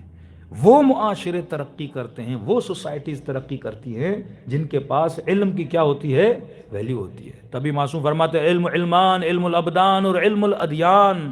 فرماتے علم 2 ہیں, جسموں کا علم اور دین کا علم. بہترین علم ہے علم دین, جس سے روح انسان کی مضبوط ہوتی. علم الابدان انجینئرنگ کا علم ہے, سوشل سائنس کا علم ہے, ڈاکٹری کا علم ہے, MBBS آپ بن جائیں. یہ سارے علم جو گھومتے ہیں آپ کے جسم کے. ایگریکلچر کا علم ہے, اس کا بھی ریلیشن آپ کی باڈی سے ہے. آپ کھانا بناتے ہو کس کے لیے, جسم کے لیے. ڈاکٹر بنتے ہو جسم کے لیے. اکاؤنٹنگ سیکھتے ہو تاکہ بزنس کماؤ, وہ کس کے لیے ہے, جسم کے لیے. فرمایا دوسرا علم علم ادیان ہے. یہ سب سے اعلیٰ ترین علم ہے, علم آسمانی ہے, کہ انسان دین کا علم حاصل کرے کہ واقعاً میں نے اپنی آخرت کو کیسے بنانا ہے. کتنی ہم نے اپنی نسلوں میں, اپنے بچوں میں عادت ڈالی ہے کہ بھائی زیادہ نہیں 10 منٹ کم از کم ڈیلی 10 منٹ اپنے بچے کو عادت دلاؤ کہ بیٹا کوئی بک پڑھ لو, ٹارگیٹڈ اسٹڈی کرو. ایک مرتبہ آج یہ پڑھ لیا کل وہ پڑھ لیا, اس کا کوئی فائدہ نہیں ہے. مثلا بندہ تھان لے کے یہ تفسیر کی کتاب میں کمپلیٹ کروں گا, یہ معصومین کی مثلا 40 حدیثیں ہیں ان کو کمپلیٹ کروں گا, ایک خاص ٹاپک پہ ایک خاص نالج حاصل کروں گا. تزکیہ نفس کی نالج ہے, ایک بک کو ٹارگٹ بنا دو, اس بک کو میں کمپلیٹ کروں گا. خود کو ٹارگٹ دو کہ مثلا ڈیلی 20 منٹس پڑھوں گا, اور مثلا 20 منٹس اگر پڑھوں گا, 20 منٹس میں اگر 5 صفحات میں پڑھ دیتا ہوں, 5 پیجز کو کمپلیٹ کرتا ہوں, تو مثلا آفٹر 1 منتھ کتنے پیجز ہو جاتے ہیں اس کو ملٹیپلائی کرو. 5 کو ملٹیپلائی کرو مثلا 30 سے, تقریباً 150 پیج صفحے ہو جاتے ہیں. یعنی 150 پیجز کا آپ نے کیا حاصل کیا ہے, علم حاصل. یہ بھی دولت ہے, پر سب سے بڑی دولت دولت علم ہے. پر میں ہر بندہ فقیر ہو سکتا ہے, علم کسی کو فقیر ہونے نہیں دیتا، ہنر کسی کو فقیر ہونے نہیں دیتا۔ قیامت میں اگر خدا کے یا کسی ترازو پہ کسی عمل کو رکھا جائے گا، کس کو رکھا جائے گا؟ فرمایا ترازو پروردگار عالم عقل ہے۔ عقل کا مطلب جس کے پاس علم ہو۔ آپ نے 10 نمازیں پڑھی، ایک عالم نے 2 نمازیں پڑھی، کس کا اجر زیادہ ہے؟ ایک عالم با عمل اگر 2 رکعت نماز پڑھے، آیت اللہ العظمیٰ بہجت اگر 2 رکعت نماز کریں، اس کے مقابل میں مجھ جیسا گنہگار 100 رکعت نماز پڑھے، اس کی کوئی ویلیو نہیں ہے۔ اللہ کے ترازو میں کس کی ویلیو ہے؟ عقل کی۔ میں نے شاید کئی سال پہلے یہ مثال دی تھی کہ ایک بندہ خدا کی دن رات عبادت کرتا تھا، دن رات روزے رکھتا، دنوں کو راتوں کو عبادت کرتا، شب بیداریاں کرتا۔ اللہ کے ملائک پریشان ہو گئے، پروردگارہ اتنی عبادت کر رہا ہے، بتاؤ تو صحیح جنت میں اس کا مقام کہاں ہے؟ اللہ نے جنت کی ایک چھوٹا سا گھر بتایا۔ جنت میں بھی سوسائٹیز ہیں، جیسے یہاں پوش علاقے، امیروں کے علاقے، پھر غریبوں کی بستیاں، جنت میں بھی ایسی بستیاں ہیں، پوش علاقے، پھر چھوٹے علاقے، پھر بڑے علاقے، پھر انبیاء کے رہنے والی اعلیٰ ترین مقام جنت الفردوس ہے۔ کہتے ہیں ہر چیز کا سید ہے، سید الایام، سید مہینوں کا سید، دنوں کا سید، اعمال کا سید، ہر چیز کا سید ہے۔ مردوں کا سید، عورتوں کی سید، جناب سیدہ سیدۃ النساء العالمین ہے، عورتوں کی سید ہیں۔ جنت کا سید کون ہے؟ سیدہ شباب اہل جنت ہیں۔ مہینوں کا سردار ماہ مبارک رمضان ہے۔ دنوں کا سردار ماسو فرماتے ہیں یوم غدیر ہے، جب مولا علی کی ولایت کا اعلان ہوا، وہ دنوں میں سردار ہے۔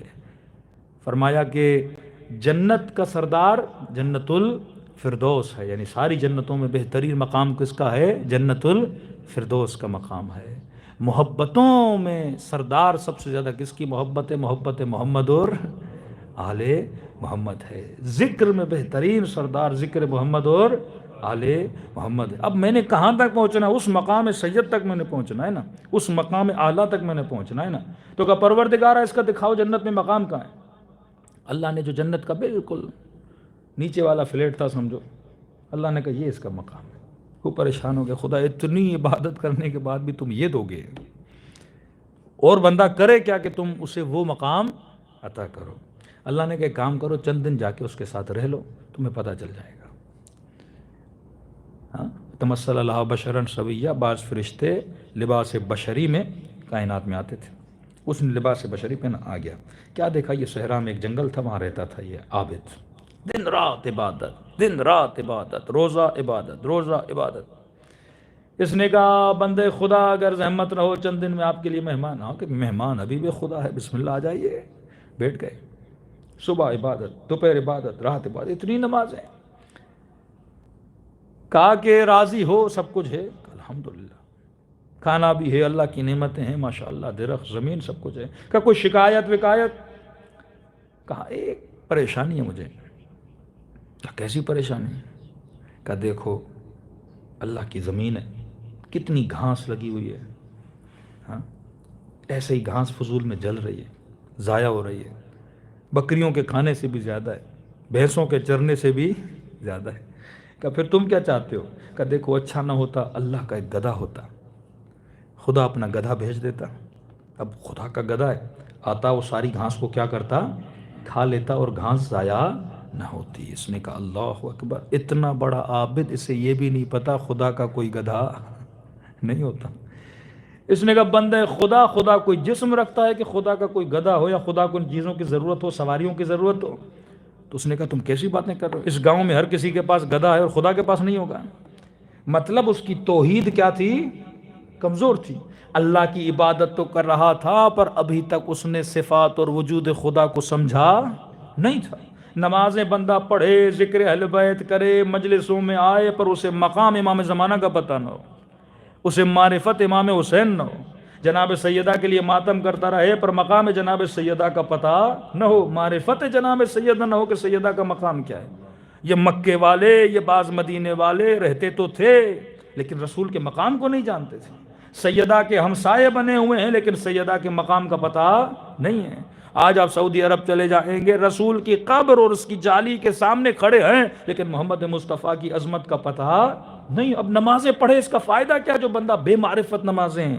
جو بے عقل نمازیں ہیں، جن نمازوں میں علم نہیں ہے، معرفت نہیں ہے، وہ 1000 نمازیں بھی پڑھے اس کی نماز کا کوئی فائدہ نہیں ہے، یہ سمجھ گیا کہ خدا نے اس کی عبادتوں کے نتیجے میں اتنا چھوٹا مقام کیوں دیا ہے۔ لیکن میرے چھٹے امام فرماتے ہیں جو معرفت کے ساتھ 2 رکعت نماز پڑھے، فرمایا وجب علیہ الجنہ، خدا اس بندے پہ جنت کو کیا کرتا ہے؟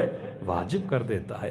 اصل ہے کہ بندہ اپنی عقل کو مضبوط کرے، اور عقل کو مضبوط کرنے کے بعد اگر عمل کم بھی کرے گا اللہ کے دربار میں اس کا مقام بہت بلند ہوگا۔ خدا کوانٹٹی کو نہیں دیکھتا، کوالٹی کو دیکھتا ہے۔ اگر عمل کی کوالٹی اچھی ہے، معرفت کے ساتھ ایک سلام بھی امام حسین کو کر رہا ہے، وہ سلام کا جواب بھی امام حسین کی دربار سے سننے میں ملتا ہے۔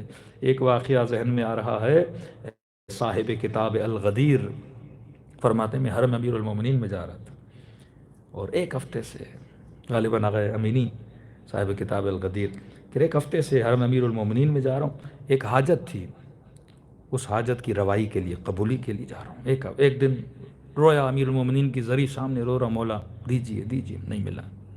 دوسرے دن نہیں ملا، تیسرے دن نہیں ملا۔ اب آغا امینی پریشان کہ مولا علی اتنے دن سے مانگنے آ رہا ہوں اور مجھے نہیں دے رہے۔ کہ ایک دن اسی دروازے کے کنارے پہ کھڑا تھا اور امیر المومنین کا زری کو دیکھ رہا تھا، دعا کر رہا تھا کہ خدا میری وہ پریشانی دور کرے۔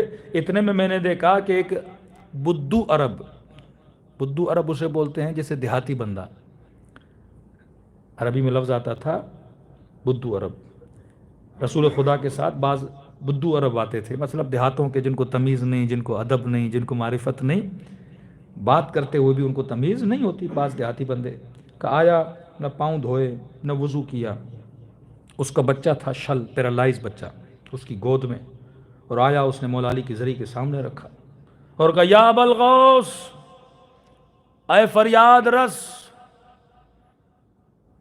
اگر میرے بچے کو ٹھیک نہیں کیا علی آج کے بعد تیرے حرم نہیں آؤں گا۔ آغا امینی کہتے ہیں کہ بندے میں نہ ادب، نہ وضو، نہ اذن دخول، پاؤں ملے، بچہ علی کے زری کے سامنے پھینک کے کہہ رہا ابا الغوث میرے بچے کو شفا دے، نہیں تو آج کے بعد تیرے حرم نہیں آؤں گا۔ کہتے ہیں میں دل میں تھوڑا ہنسا،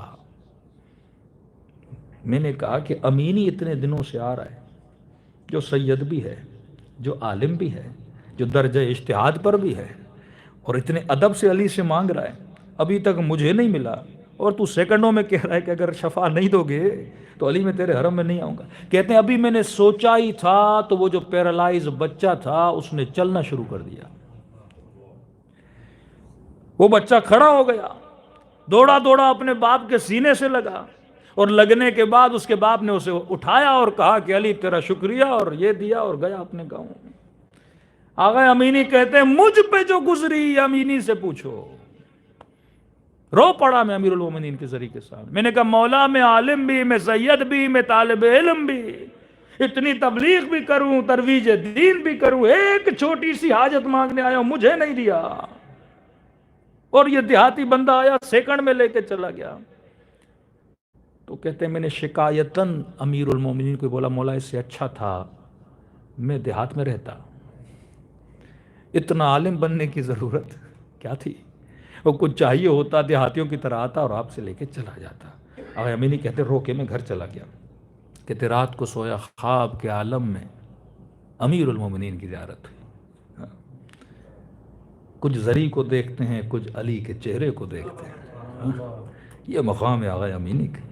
کہ امیر المومنین کی زیارت ہوئی، کہ امینی اپنے مولا سے ناراض نہیں ہوا کرتے، کہ امینی میں تیرے ایمان کو بھی جانتا ہوں اور اس بدو عرب کے ایمان کو بھی جانتا ہوں، کہ امینی اگر اس دن اس کے بچے کو شفا نہ دیتا وہ واقعاً کبھی علی کے حرم میں نہ آتا، لیکن مجھے اتنا یقین ہے تجھے نہ بھی دوں تو علی کے دامن کو نہیں چھوڑے گا۔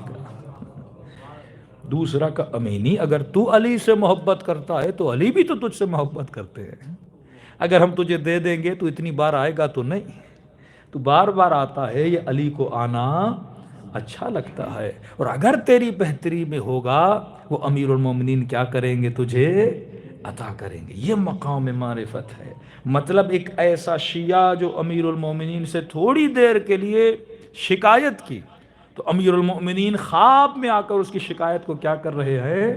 دور کر رہے ہیں۔ واقعاً شیخ مفید کو امام زمانہ خط لکھتے ہیں اور یا اخی کہہ کے بلاتے ہیں، اے میرے بھائی۔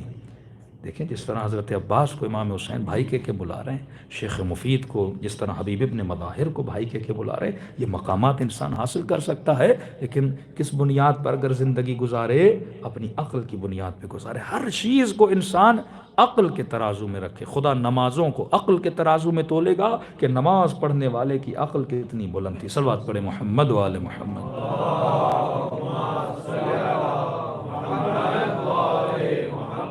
وَأَجِّلْ فَرَجَهُمْ۔ اب اہل بیت عقل کامل ہیں۔ ایک اصول اہل بیت کی زندگی کا، کل آخری مجلس ہے، کہ کیا وہ صفت تھی اہل بیت میں کہ جس کی وجہ سے اہل بیت اتنے بلند ہوئے؟ میں نے اس دن کہا تھا کہ ان صفات اہل بیت کا ایک بک ہونی چاہیے، بچوں کو بتانا چاہیے یہ اگر ہم ان چیزوں کو، فارمولوں کو فالو کریں۔ اسلام پوری میتھ کا نام ہے، 2+2 4 ہوتا ہے۔ اگر وہ اصول آپ کی نسلیں سمجھ گئیں تو وہ زندگی میں کبھی خطا نہیں کریں گی، کبھی پریشان نہیں ہوں گے۔ جس طرح آپ ایک بندے کو جب ڈرائیونگ سکھا لیتے ہو، وہ بندہ پھر کبھی غلطی کبھی ہوتی جب انسان غافل ہوتا ہے۔ جب آپ نے سکھا دیا کہ موڑ پہ اوورٹیک نہیں کرنا زندگی میں کبھی بھی، اس بندے کبھی ایکسیڈنٹ نہیں ہوگا۔ ایکسیڈنٹ تبھی ہوتا ہے جب انسان رولز کو فالو نہیں کرتا۔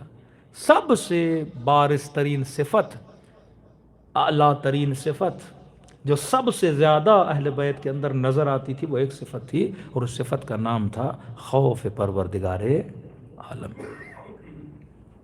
یہ میں نے کہا نا، من خاف مقام ربی فلہ جنتان، جو اللہ سے خوف رکھتا ہے خدا اسے کیا عطا کرتا ہے؟ 2 جنتیں عطا کرتا ہے۔ اب ڈرنے کا ایک نتیجہ ہے، مثلاً اگر آپ نے ٹریفک رولز کو فالو کیا، آپ کے پاس لائسنس بھی ہے، آپ کے پاس انشورنس بھی ہے، اور سارے رولز کو آپ نے فالو کیا، کہتے ہیں جو قانون کو فالو کرتا ہے پھر وہ بندہ پولیس سے نہیں ڈرتا۔ جو رول کو فالو کرتا ہے وہ کبھی پولیس والے سے نہیں ڈرتا۔ آپ کی جیب میں لائسنس بھی ہے، سب کچھ، جب سامنے 10 پولیس والے کھڑے ہو آپ ڈریں گے؟ آپ بولیں گے میں تو رولز کو فالو کر رہا ہوں۔ اسی طرح جو خدا کے قانون کو فالو کرتا ہے پھر وہ اللہ کی جہنم سے نہیں ڈرتا۔ جہنم سے کون ڈرتا ہے؟ جو بندہ رولز کو فالو نہیں کرے، میری پکڑ ہوگی۔ لیکن جو رولز کو فالو کرتا ہے وہ کبھی بھی نہیں ڈرتا۔ کس قانون کو فالو کرو، پولیس سے نہیں ڈرو گے۔ اللہ کے قانون کو فالو کرو، کبھی اللہ کی جہنم سے خوف نہیں آئے گا۔ ایک صفت جو اہل بیت کے اندر یہ سکون کا باعث ہے کہ بندہ، اہل بیت خوف خدا رکھتے تھے۔ اب لاکھ آپ بولو کہ میرے وجود میں خوف پروردگار عالم ہے، لیکن اللہ کے خوف ہونے کی نشانی کیا ہے؟ میں بولوں میرے اندر اللہ کا خوف ہے، آپ بولو اللہ کا خوف ہے۔ اگر کوئی بندہ بولے بھائی خوف ہے تو اس کا سائن کیا ہے، اس کی نشانی کیا ہے؟ مجھے کیسے پتا چلے کہ آپ کے اندر اللہ کا خوف ہے؟ تو معصوم فرماتے اس کی 5 نشانیاں ہیں، آج 2 یا 3 نشانیاں بتاؤں۔ فرمایا خوف خدا کی پہلی نشانی، اپنے بچوں کو سمجھاؤ کہ بیٹا اگر تو اللہ سے ڈرتا ہے تو پہلے اپنے اندر یہ دیکھ تیرے اندر نشانی ہے کہ نہیں۔ لوگ بولتے تھے امیر المومنین ہم آپ کے چاہنے والے، مولا فرماتے ہمارے چاہنے والوں کی یہ نشانی اگر تیرے اندر ہے تو علی کا چاہنے والا ہے۔ ہمارے شیعوں کی یہ نشانی اگر ہیں تو علی کا چاہنے والا ہے۔ خوف خدا کی بھی نشانی ہے۔ فرماتے ہیں سب سے پہلی نشانی خوف خدا کی ہے، جو اپنے وجود میں اللہ کا خوف رکھتا ہے وہ ہمیشہ خدا کو ناظر مانتا ہے۔ یہ ہمارا مسئلہ ہے کہ ہم کہتے تو ہیں اللہ کا خوف ہے، لیکن 24 آورز کہ ہم یہ عقیدہ بلیو رکھتے ہیں کہ میرا خدا مجھے دیکھ رہا ہے؟ نہیں۔ زندگی میں جب ہم گناہ کرتے ہیں تو ہم یہ سوچتے ہیں کہ خدا نہیں دیکھ رہا، اللہ کو ناظر۔ کہتے ہیں ایک چرواہا تھا جس کا کام تھا بکریاں لے جانا، 400 500 بکریاں۔ کچھ نوجوان پکنک کے لیے جنگل گئے، اب گھوما پھرا کہ رات یہیں اسٹے کرتے ہیں، لیکن کہا کہ کھانا پینا تو نہیں لائے، بھوک لگی ان کو شدید۔ انہوں نے دیکھا ایک چرواہا ہے، چرواہا جو بکریاں چراتا ہے، دیکھا اس چرواہے کے پاس 500 1000 بکریاں ہیں، تو انہوں نے کہا اس چرواہے کو پیسے دیتے ہیں، بکری ایک لے لیتے ہیں، اور اس بکری کو کاٹ واٹ کے کباب بنا کے یہاں کھاتے ہیں۔ گئے چرواہے کے پاس، کہ چرواہے ایک بکری دے، جو اس کی رقم ہے ہم تجھے دینے کے لیے تیار ہیں۔ چرواہا ہے کہ چرواہے تو پھر اور اچھا ہوا، کا کیا مطلب؟ کہ دیکھو پیسے جیب میں رکھ لو، 1000 بکریوں میں اگر ایک بکری ادھر ادھر ہو گئی، مالک کو کیا پتا بکری کہاں گئی ہے؟ چرواہے نے کہا نہیں، دیکھو اگر وہ پوچھ لے، گن لے اور بکری نہ ہو تو پھر میں کیا بولوں؟ کہ پھر ایک اور جواب دینا، کا کیا؟ کہ بول دینا کوئی بھیڑ آیا تھا، کوئی شیر آیا تھا، کوئی لوئن آیا تھا اور بکری کو کھا کے چلا گیا۔ چرواہے نے کہا بارک اللہ، تم نوجوان بڑے تیز ہو، بڑے ہوشیار ہو، تم نے ہر پرابلم کے سلوشن کے لیے ایک آنسر بنایا ہوا ہے کہ یا تو ان کو پتہ نہیں چلے گا، پتہ چلے گا تو میں کیا بول دوں گا؟ کوئی جانور آیا تھا، وہ میری بکری کو لے کے چلا گیا۔ چرواہے نے کہا جوان مجھے ایک سوال کا جواب دو، بکری میری لے جاؤ۔ کہ کون سا سوال؟ کہ یہ بتاؤ تمہاری ساری پلاننگ میں فَأَيْنَ اللَّهِ، یہ تم سارا پلان جو بنا رہے تھے مجھے بتاؤ فَأَيْنَ اللَّهِ، اللہ کہاں ہے؟ لوگوں کا تو جواب دے دوں گا، ماں باپ کو جھوٹ بول دوں گا، دوستوں کو جھوٹ بول دوں گا، بیوی کو جھوٹ بول دوں گا، فَأَيْنَ اللَّهِ، اس تمہاری ساری پلاننگ میں خدا کہاں ہے؟ خدا اگر مجھ سے یہ پوچھے کہ تم نے لوگوں کے مال کی ایک بکری اٹھائی تھی، اللہ کا جواب کیا دوں گا؟ کہ اس کا کوئی جواب ہے؟ انہوں نے شرمندگی سے سر جھکا دیا۔ ہم خوف خدا رکھتے ہیں، لیکن چرواہے جتنا ایمان ہے کہ ہم اپنے کاموں کو کرتے ہوئے خود سے پوچھیں فَأَيْنَ اللَّهِ۔ تہران کا ایک تاجر، بہترین تاجر اور ایماندار بندہ، جس کا حساب دقیق، کسی بندے کا ایک لقمہ، ایک مال، ایک درہم، ایک تومان نہ کھانے والا بندہ، کہتا ہے ایک دن خواب کے عالم میں دیکھتا ہوں میں مر گیا ہوں، حضور پروردگار عالم میں میرا حساب و کتاب ہو رہا ہے، نمازیں، روزے، حج، زکوٰۃ، لین دین، سارا حساب و کتاب کر دیا۔ کاروبار کیا تھا اس کا؟ اس کا کاروبار تھا چنا بیچنا، چنے بیچتا تھا، یعنی ہول سیلر تھا بہت بڑا چنے کا، ملینز میں چنا بیچتا تھا۔ اب کہا کہ آپ کا حساب کتاب سارا کلیئر ہے، آپ جنت میں جا سکتے ہیں۔ اس نے کہا الحمدللہ، خدا کا شکر ہے۔ کہ جنت کہاں ہے؟ کہ دیکھو یہ 3-4 پہاڑ ہیں، یہ گزارو گے، چھوٹے چھوٹے پہاڑ تھے، ان کو کراس کرو گے 3-4 پہاڑوں کو، اس کے بعد تیری جنت ہے۔ کہتا میں خوش ہوا، دور سے دیکھا پہاڑیاں چھوٹی چھوٹی تھی، چھوٹے چھوٹے ماؤنٹین تھے۔ اب جب نزدیک گیا تو کیا دیکھا؟ یہ پہاڑ ہے چنوں کے، چنے کے پہاڑ ہے، مٹی کے نہیں، چنے کے پہاڑ ہیں۔ اب آپ کو پتا ہے پہاڑ مٹی کا ہو تو بندہ چڑھے تو چڑھ جائے، چنے کا پہاڑ ہو، پاؤں ڈالے تو اندر، دوسرا پاؤں ڈالے اور اندر۔ اس نے کہا یہ تو پوری زندگی چلتا رہوں گا، کبھی جنت تک پہنچ نہیں پاؤں گا۔ کہتا بڑی کوشش کی، دوڑا، پہاڑ کراس کروں، لیکن ہوتا ہی نہیں ہے، چنے میں پاؤں ڈالو تو پاؤں اندر چلا جاتا ہے۔ یہ بالکل پریشان ہو گیا، چنے کے اوپر گول گھومے، کیا کرو؟ کہتا ہے اسی کوشش و تلاش میں تھا، میری آنکھیں کھل گئیں، پسینہ پسینہ ہو گیا، پریشان، حساب و کتاب ہوا، جنت کی بشارت ملی، لیکن سامنے چنے کے پہاڑ کھڑے ہیں۔ پھر اسے یاد آیا میں بھی تو بزنس کس کا کرتا ہوں؟ چنے کا کرتا ہوں۔ دکان پہ گیا، اکاؤنٹنٹ کو بلایا، کہ حساب و کتاب کر، کہیں تم نے بیچنے میں کسی کو دیے، پیسے نہیں دیے، کیا کیا کیا نہیں کیا، سارا حساب و کتاب کیا، ہر چیز کلیئر ہے۔ بندہ پریشان، کہ دیکھ میں نے آج خواب دیکھا ہے، یہ چنے کے پہاڑ مجھے جنت تک جانے نہیں دے رہے، صحیح صحیح بتا تو نے کوئی ہیر پھیر تو نہیں کی؟ کہا دیکھو مالک صاحب ہیر پھیر تو نہیں کی، لیکن ایک کام ہم کرتے ہیں۔ کہ کیا؟ کہ دیکھو بازار کا رول ہے جب ہم چنا بیچتے ہیں تو پانی لگا کے بیچتے ہیں، رول ہے، سارے مارکیٹ والے یہی کرتے ہیں۔ کہ مجھے کیوں نہیں بتایا؟ کہ نہیں زیادہ نہیں، کوئی 200 گرام، کوئی 150 گرام وزن بڑھتا ہے۔ کہ بھائی میں پیسے چنے کے لے رہا ہوں، پانی کے تو نہیں لے رہا، یا تو لکھ لو کہ چنا ود واٹر، چنا پانی کے ساتھ بیچ رہا ہوں۔ تو پیسے چنے کے لے رہا ہے اور کیا ملا رہا ہے؟ پانی ملا رہا ہے۔ پاکستان میں چائے بیچتے ہیں نا، دودھ پتی، ہاں بھائی دودھ پتی چائے۔ اب بندہ بولے دودھ پتی چائے اندر پانی ہو تو آرام ہو گیا نا، لوگوں کو بولو دودھ بھی ہے پلس میں تھوڑا پانی بھی ہے۔ تو کہ چنا بیچ رہا ہوں پانی لگا کے۔ اب کہا کہ مثلاً کتنوں کو بیچا ہے، کتنا پانی تھا، اس نے پھر مراجع سے رجوع کیا، اور اتنے پیسے کا جتنا رد مظالم ہوتا تھا اس بندے نے نکالا۔ مطلب خدا نیک بندوں کو خواب میں آ کے بتاتا بھی ہے کہ میرے پاس آنے سے پہلے حساب کلیئر کر کے آنا۔ کہیں تیرے جنت میں رکاوٹ نہ ہو۔ یہ وہ زندگی ہے جو عاقلانہ زندگی ہے۔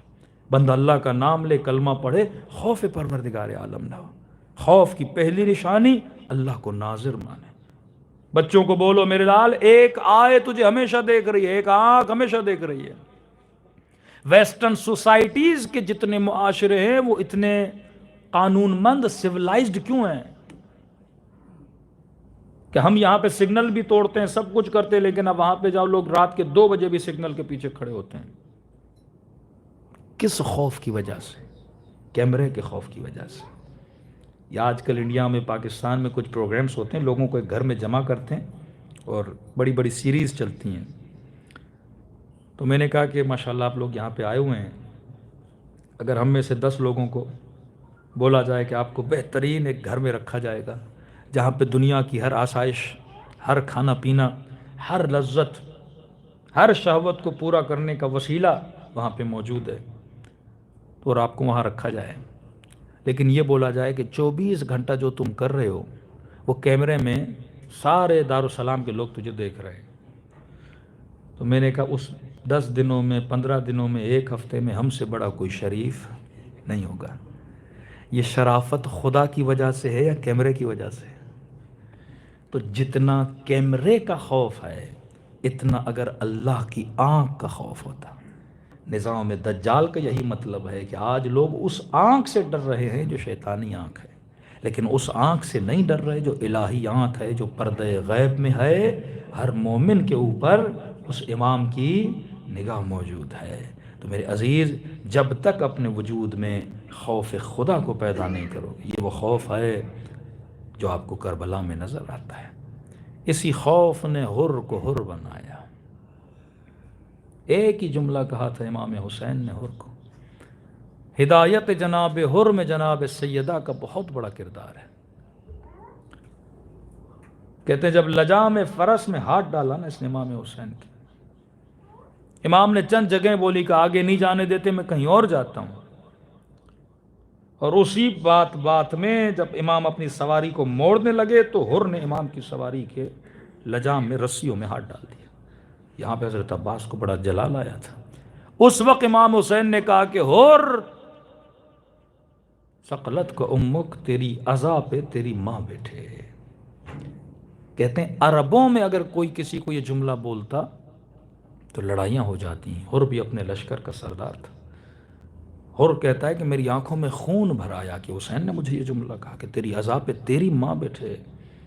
کہتا ہے میں جواباً امام حسین کو بولنا چاہتا تھا، لیکن جیسے میں نے سوچا کہ حر تو کس کا بیٹا ہے، حسین کس کا بیٹا ہے، یہ فاطمہ زہرا کا بیٹا ہے، کہتے زبان خاموش ہو گئی۔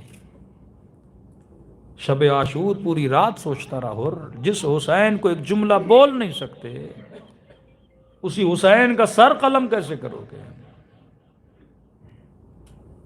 حر کی چھوٹی سی بچی خیام حسین سے دوڑی دوڑی حر کے خیمے میں آئی، مصلی عبادت پہ بیٹھا ہوا تھا۔ بچی نے کہا بابا تھوڑا پانی مل سکتا ہے؟ حر نے کہا بیٹی پانی مٹکے میں پڑا ہے، پی لے۔ کہا بابا مجھے اپنے لیے نہیں چاہیے۔ کہا کس کے لیے چاہیے؟ اب بچیاں ہوتی ہیں نا، کھیلتے کھیلتے دوسروں کے خیموں میں چلی جاتی، کہہ رہی ہے بابا سامنے جو خیمے لگے ہیں میں ان خیموں سے آ رہی ہوں۔ اس خیمے میں 4 سال کی بچی ہے، چھوٹے چھوٹے بچے ہیں، گرمی بہت تھی کربلا میں۔ رسم ہے دیہاتوں میں جب مٹکوں میں پانی رکھا جاتا ہے تو اس پانی کو ٹھنڈا رکھنے کے لیے مٹکے کے اطراف میں کچھ بوریاں باندھی جاتی ہیں۔ تو کہتی ہے بابا میں نے آنکھوں سے دیکھا ہے مٹکوں میں پانی نہیں ہے، بوریاں جو بندھی ہوئی تھیں وہ تھوڑی گیلی ہو چکی ہیں پانی کی وجہ سے۔ بچیاں اپنا سینہ اس بوریوں پہ رکھ کر اپنی پیاس کو بجھانے کی کوشش کر رہی ہیں۔ یہاں تو حر کے وجود میں آگ سی لگ گئی۔ اے حر تو نے راستہ روکا تھا اور حسین نے تیرے سارے لشکر والوں کو پانی پلا دیا۔ کہ راوی کہتا ہے کہ حضرت عباس فرماتے میں پریشان تھا، اتنا پانی امام حسین کس کے لیے جمع کر رہے ہیں، ہم سے زیادہ تھا۔ لیکن فرمایا جب حر کے لشکر کو پانی پلایا تو عباس کہتے میں سمجھ گیا یہ پانی اپنے لیے نہیں، اس پیاسے لشکر کے لیے جمع کر رہے تھے۔ یہ کریم اہل بیت ہیں۔ اور یہ عجیب روایت ہے جو دل کو پارا پارا کر دیتی ہے. فرماتے ہیں سارے لشکر کو پانی پلائے، آخر میں کہا عباس ان کے گھوڑوں کو بھی پانی پلانا. اور امام نے فرمایا عباس گھوڑے کی فطرت ہے، جب تک اس کا پیٹ بھر نہیں جاتا وہ اپنا منہ ہٹاتا نہیں، کہ تب تک اس کے سامنے پانی رکھنا جب تک وہ اپنا منہ نہیں ہٹا لیتا.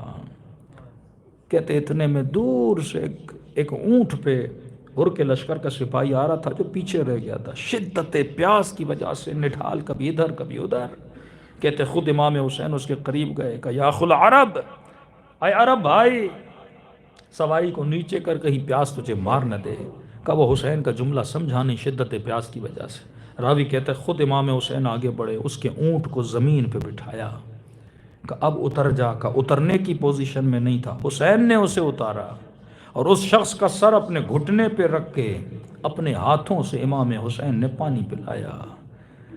امام زین العابدین فرماتے ہیں یہ وہی تھا جس نے میرے بابا کی انگلی کاٹی تھی، جسے اپنے ہاتھوں سے حسین نے پانی پلایا. پوری رات ہر اس تلاطم میں رہا، کروں تو کیا کروں. صبح ہوئی، بھائی کو کہا کہ میں نے فیصلہ کر لیا ہے، میں نے کہاں جانا ہے. گھوڑے پہ سوار ہوا، اس تیزی سے گیا کہ ابن سعد نے سمجھا کہ ہر نے شاید لشکر حسین پہ حملہ کر دیا ہے. آدھے راستے میں اترا، ہاتھوں میں رسی باندھی، آنکھوں پہ پٹی باندھی، یہ خوف خدا کی نشانی ہے. اور بیٹے اور بھائی اور غلام کو کہا دیکھو جب حسین سامنے آئے تو مجھے بتا دینا. کہتے چند قدم آگے بڑھا، غلام نے کہا اللہ اکبر. کہنے لگا کیا میرے آقا حسین آ گئے؟ کہا نہیں، عباس استقبال کے لیے آئے ہیں. بیٹے نے 2 مرتبہ کہا اللہ اکبر اللہ اکبر. کہا کیا ہوا میرے حسین آ گئے؟ کہا نہیں بابا، علی اکبر استقبال کے لیے آئے. ایک مرتبہ ہر نے کیا دیکھا؟ تینوں نے کہا اللہ اکبر. کہا کیا ہوا؟ کہا بابا خود حسین خیمے سے نکل کے استقبال کے لیے آئے. عجیب استقبال کیا ہر کا، اپنے ہاتھوں سے رسیاں کھولنے لگے. کہ ہر ہاتھوں پہ رسی کیوں باندھی ہے؟ فرمایا مولا کاش یہ ہاتھ کٹ جاتے، آپ کے لجا میں فرس میں ہاتھ نہ ڈالتا. میں کہوں ہر تو کتنا با ادب تھا، لجا میں فرس میں ہاتھ ڈالا تو ہاتھوں میں رسیاں باندھ لی. وہ کتنے بے ادب تھے جنہوں نے سیدہ کے دروازے کو آگ لگائی. آنکھوں پہ پٹی باندھ لی، حسین نے پٹیاں کھولی، اور آنکھوں پہ پٹی کیوں باندھی ہے؟ کہ مولا کاش اندھا ہو جاتا، آپ کی آنکھوں میں آنکھیں ملا کے نہ دیکھتا. قرآن کو وسیلہ بنا کر آیا. عجیب روایت کے جملے. حسین نے سینے سے لگایا اور کہا بھیا ہر میرے سینے سے لگ جا. لیکن لکھنے والا لکھتا ہے ہر کا رونا رکتا ہی نہیں تھا، آنکھوں سے آنسو ایسے بہ رہے تھے جیسے بارش کے قطرات بہتے. پھر حسین تسلی دیں، حسین ہر میں نے بخش دیا، تو جنتی بن گیا. پھر روئے جائے روئے جائے. امام کے ہر اتنا رو کیوں رہا ہے؟ کہ مولا اگر زحمت نہ ہو میں آپ کی بہن سے معافی مانگنا چاہتا ہوں، مولا خیام میں بیٹھی ہوئی بیویوں سے معافی مانگنا چاہتا ہوں. امام نے کہا اور یہ خاندان بڑا کریم خاندان ہے، اگر میں نے معاف کیا تو سمجھ میری بہنوں نے بھی معاف کیا. کہتا ہے مولا مجھے تسکین نہیں مل رہی، اجازت دے میں جا کے معافی مانگوں. کہا اور تو نے ایسی خطا کیا کی ہے کہ میری بہنوں سے معافی مانگنا چاہتا ہے؟ کہا مولا مجھے یاد ہے جب آپ کا راستہ روکا تھا مجھے کچھ اماریوں سے کچھ بیبیوں کے رونے کی آوازیں آئی. کہ عباس اعلان کیا جائے اور معافی مانگنا چاہتا ہے. خیام حسینی کے بیچ میں جا کے ہر بیٹھا، سر سے امامہ اتارا، خاک کربلا کو سر پہ ڈالا، آواز دے کے کہنے لگا اے زہرا کی بیٹیو، کائنات کا سب سے بڑا گنہگار آج معافی مانگنے آیا ہے. راوی کہتا ہے سیدہ زینب نے اون و محمد کو بلایا، کہا یہ کون ہے جو اتنا رو رہا ہے؟ بچوں نے کہا ماں یہ وہی ہے جس نے ماموں کا راستہ روکا تھا. وہ کردار تھا حسین کا کردار. اب دیکھو زینب کا کردار کیا ہے کہ بچوں بڑے ادب سے جانا اور سلام کرنا اور کہنا ماموں حر زہرا کی بیٹی تجھے سلام دیتی ہے۔ حسین نے بھائی کہا تو زینب نے بھی بھائی کہا۔ اگلے جملے نے حر کے کلیجے کو پارا پارا کر دیا۔ بچوں نے کہا ماموں حر اماں کہتی ہیں کہ وہ آج تجھ سے شرمندہ ہیں۔ حر پریشان ہو گیا، بی بی میں شرمندہ کیوں؟ میں شرمندہ ہوں، میں نے آپ کا راستہ روکا۔ کہ اماں کہتی ہیں آج تک ہمارے در پہ ایسا نہیں ہوا کوئی پیاسا آئے اور پلانے کے لیے پانی نہ ہو، اور آج کھلانے کے لیے تجھے کھانا نہیں ہے، پلانے کے لیے پانی نہیں ہے۔ لیکن یہ بتا دینا کہ زہرا کی بیٹی وعدہ کرتی ہیں قیامت کا دن ہوگا اور حوض کوثر ہوگا، میں نانا کو کہوں گی یہ تب آیا تھا جب میرا حسین پیاسا تھا۔ کیا وفا کی حد کی۔ کہتے ہیں جب اس کا سر امام حسین نے اپنی گود میں لیا، علماء فرماتے ہیں کہیں نہ کہیں امام حسین نے شاید یہ سوچا ہو کہ حر کے دل میں یہ بات ہو کہ میں نے حر کی ماں کے لیے ایسا کیوں کہا کہ تیری عزا پہ تیری ماں بیٹھے ہے۔ امام نے دل سے نکالنے کے لیے جاتے ہی حر کی ماں کی تعریف کرنا شروع کر دی۔ مائیں سب کو اچھی لگتی ہیں۔ فرمایا حر کتنی شریف تھی تیری ماں جس نے تیرا نام حر رکھا تھا۔ کسی شہید کربلا کو یہ مقام نہیں ملا جو حر کو ملا، کیونکہ حر نے جناب سیدہ کا ادب کیا تھا۔ کہتے جیب سے حسین نے ایک رومال نکالا، فرمایا حر یہ وہی رومال ہے جو میری اماں زہرا نے سیا تھا، اس کے ماتھے پہ باندھ دیا کہ قیامت کے دن ہر شہید اٹھے گا لیکن تو میری اماں کے رومال سے جانا جائے گا۔ کیونکہ اور ہم اہل بیت بڑا پسند کرتے ہیں کہ ہماری ماں کا احترام کیا جائے۔ السلام علی الحسین وعلی علی ابن الحسین وعلی اولاد الحسین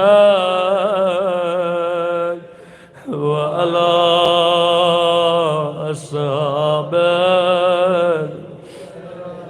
آواز تھوڑی بڑھا دیں۔ السلام علی الحسین وعلی علی ابن وعلی اولاد وعلی اصحاب۔ میرا سلام ہو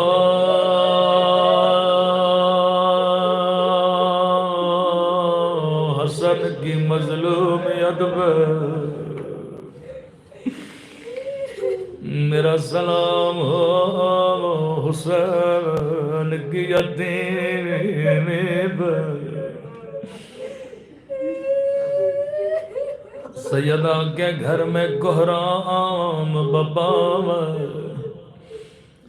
علی نے زہرا کو غسل دیا، کفن دیا، جنازہ صحن کی چارپائی پہ رکھا، بچوں کو کہا بچوں آخری بار اماں کا دیدار کر لو۔ چھوٹے بچے اپنی ماں سے بڑا پیار کرتے ہیں، بالخص بیٹوں کو ماں بڑی پیاری ہوتی ہے۔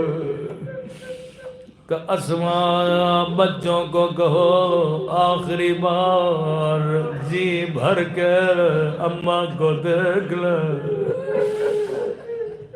آج کے بعد زہرا کی زیارت ممکن نہیں ہوگی۔ عجیب روایت کے جملے ہیں، عجیب علی کے گھر کا ماحول ہے۔ کیونکہ سیدہ نے کہا تھا علی کفنی باللیل دفنی باللیل، علی مجھے رات میں غسل دینا، علی مجھے رات میں دفن کرنا۔ تبھی مولا نے بچوں کو کہا آہستہ رو، کہیں لوگوں کو پتہ نہ چل جائے۔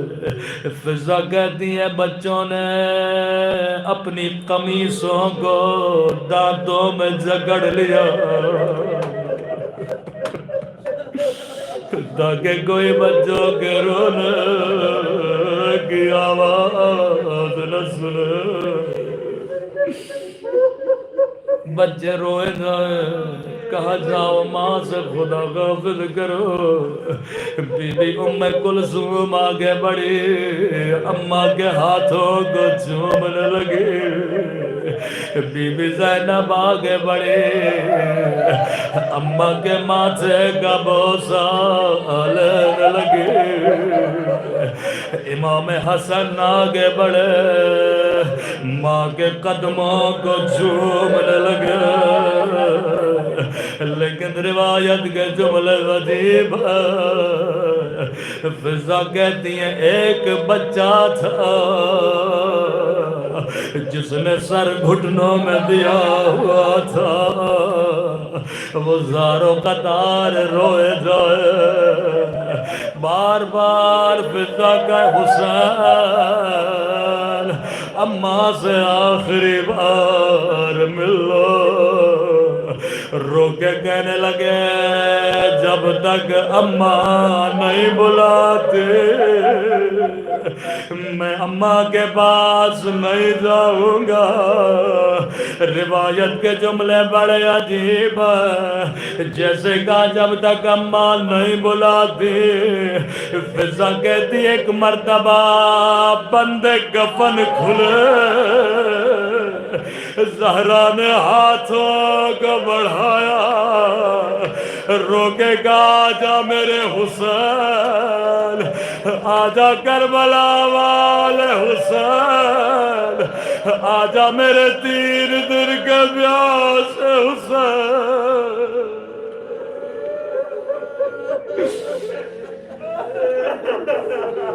چاروں بچوں ماں کے بدن کے ساتھ لپٹ گئے، عرش الہی پہ کوہرام بپا ہوا، جبرائیل نازل ہوئے، علی بچوں کو ماں سے جدا کرو۔ عرش الہی پہ کوہرام بپا ہے۔ مولا علی نے بڑے پیار سے حسن کو جدا کیا، حسین کو سینے سے لگایا، کبھی سر کا بوسہ لینے لگے، کبھی سینے سے لگانے لگے، کبھی زینب کو پیار کرنے لگے۔